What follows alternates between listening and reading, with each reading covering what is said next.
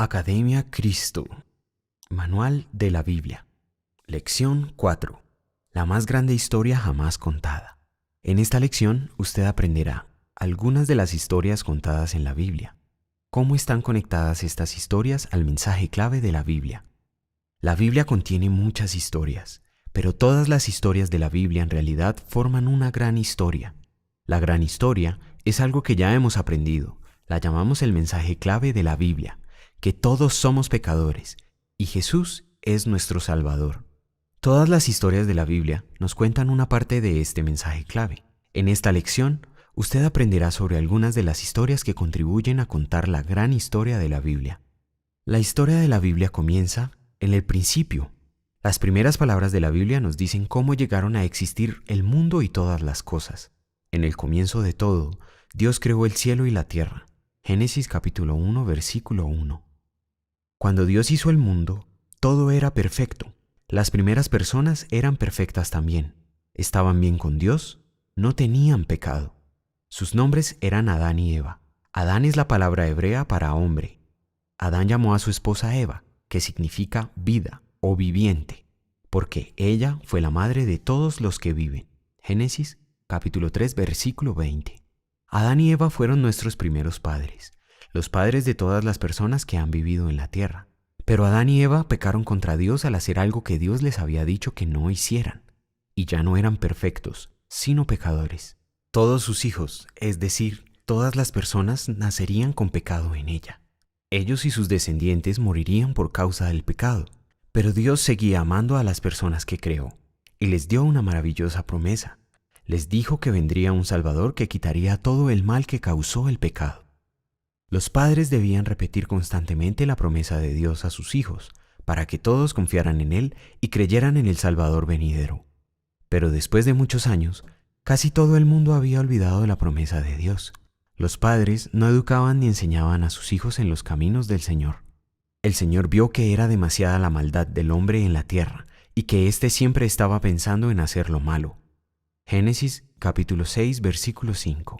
Entonces Dios soltó las aguas del cielo y las fuentes del agua bajo la tierra, en un gran diluvio que mató a todas las personas sobre la tierra, excepto a una familia. Dios salvó a un hombre llamado Noé, a su esposa y sus 3 hijos y sus esposas. Esas 8 personas iban a ser los nuevos padres que volverían a llevar la vida a la tierra después del diluvio. Pero pasados unos años, la gente volvió a olvidar a Dios. En el mundo después del diluvio, la gente pensó que podía vivir sin Dios. Dijeron, nos haremos famosos. Génesis capítulo 11, versículo 4. Con el paso de los años, los padres les enseñaron a sus hijos cada vez menos sobre la promesa de Dios, y en vez de eso, los padres y sus hijos buscaban las cosas que podían obtener en este mundo. Dios le dio otra oportunidad a otro grupo de padres, para que fueran el pueblo que llevara su promesa al resto del mundo. Dios eligió a un hombre, a quien le dio el nombre de Abraham, padre de muchos. Dios iba a hacer una nueva nación con Abraham y sus hijos. De esa nación, Dios traería al Salvador, a Jesús, quien quitaría los pecados del mundo. Y así, Abraham y su hijo Isaac, Jacob, el hijo de Isaac, y los 12 hijos de Jacob fueron los padres de una nueva nación que se llamó Israel. Hay muchas historias del pueblo de Israel, las cuales llenan muchas páginas del Antiguo Testamento. No tenemos tiempo para contarlas aquí, pero estudiaremos algunas ideas y unas historias que sirven de ejemplo. Los padres no eran suficientemente fuertes para mantener cerca de Dios a sus hijos y a la nación de Israel. Por esto, Dios le dio al pueblo de Israel unas leyes que los hacían diferentes de otros pueblos. Esas leyes les fueron dadas por medio de un líder llamado Moisés. Moisés fue un líder fuerte que con la ayuda del poder de Dios sacó al pueblo de Israel de la esclavitud en otro país. Pero Moisés tampoco fue un líder perfecto y Dios se lo recordó a todos. Cuando llegaron al lugar que Dios les había prometido, a Moisés no le permitió entrar en la nueva tierra. Deuteronomio capítulo 35, los versículos 48 a 52. Las leyes que Dios les dio era su forma de guiarlos. Dios designó otros líderes para que se encargaran del pueblo y lo mantuvieran fiel a sus leyes. Algunos de esos líderes fueron llamados jueces, quienes estuvieron a cargo de la vida del pueblo como nación. Otros de los líderes fueron llamados sacerdotes, quienes guiaban al pueblo en la adoración a Dios. Pero, como los padres desde Adán hasta Jacob, los jueces no pudieron ser líderes perfectos, ni pudieron hacer que todos siguieran a Dios. En los días en que gobernaban los jueces, los hechos de los israelitas fueron malos a los ojos del Señor. Jueces capítulo 2, versículo 11. Cada cual hacía lo que le daba la gana. Jueces capítulo 21, versículo 25. Los sacerdotes tampoco fueron perfectos. Un importante sacerdote llamado Elí fue débil e incapaz de guiar aún a su propia familia en los caminos de Dios. Sus hijos fueron sacerdotes y usaron el poder para abusar del pueblo. En ese tiempo, la gente llevaba animales como sacrificio a Dios como una manera de adorarlo. Los hijos de Elí robaban las mejores partes del animal y forzaban a la gente a darles las mejores partes antes de sacrificar algo a Dios. Lo peor era que hasta se acostaban con las mujeres que estaban de servicio a la entrada de la tienda del encuentro con Dios. Primera de Samuel, capítulo 2, versículo 22. No todos los sacerdotes de Israel pecaron tanto como los hijos de Elí, pero su ejemplo muestra que ningún líder humano es suficientemente puro para hacer que estemos bien con Dios. Los jueces y sacerdotes cometieron muchos pecados. Después del fracaso de los jueces, el pueblo de Israel quiso a un rey como líder, no porque el pueblo quisiera seguir mejor a Dios, sino que dijeron: «Nombra a un rey que nos gobierne, como es costumbre en todas las naciones».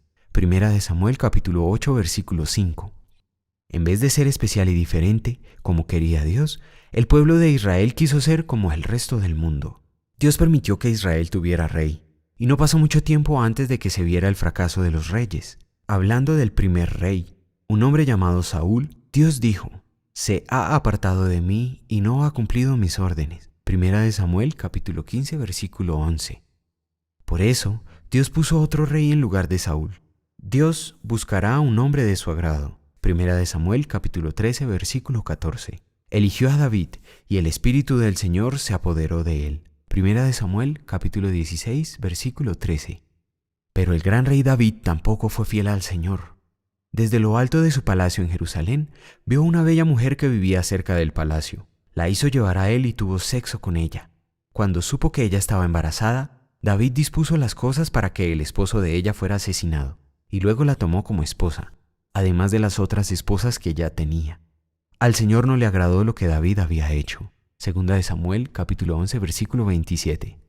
Después de eso, David tuvo muchos problemas como rey.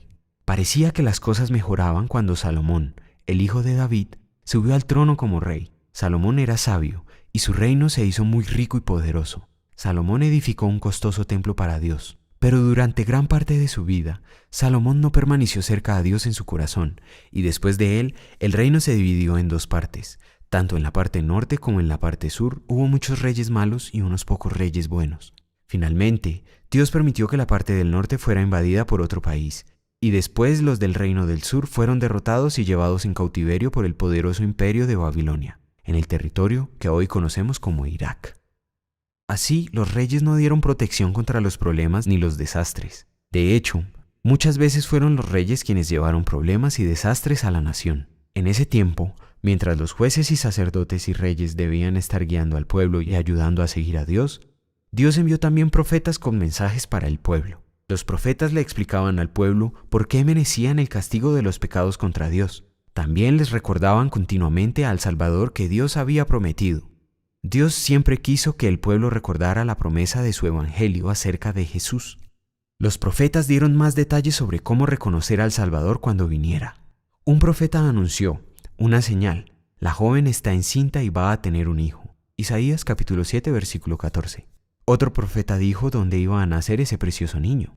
Belén, pequeña entre los clanes de Judá, de ti saldrá un gobernante de Israel. Miqueas capítulo 5, versículo 2. El Salvador vendría a su pueblo como un rey distinto. Tu rey viene a ti, justo y victorioso, pero humilde, montado en un burrito cría de una burra. Zacarías capítulo 9, versículo 9. Pero el pueblo no reconocería al Salvador en su venida. Los hombres lo despreciaban y lo rechazaban. Isaías capítulo 53, versículo 3. Lo matarían, pero él resucitaría. El Señor quiso oprimirlo con el sufrimiento. Y puesto que él se entregó en sacrificio por el pecado, tendrá larga vida y llegará a ver a sus descendientes. Por medio de él tendrán éxito los planes del Señor. Después de tanta aflicción verá la luz y quedará satisfecho al saberlo. El justo siervo del Señor liberará a muchos. Isaías capítulo 53 versículos 10 y 11. Todas esas cosas se hicieron realidad cuando Jesús vino muchos años después. Los profetas se esforzaron en orientar el pueblo hacia Dios y recordarles las promesas divinas del Salvador, pero pocos escucharon. El Antiguo Testamento termina con una advertencia de Dios. El Señor Todopoderoso dice: se acerca el día, ardiente como un horno, en que todos los orgullosos y malvados arderán como paja en una hoguera. Malaquías capítulo 4 versículo 1.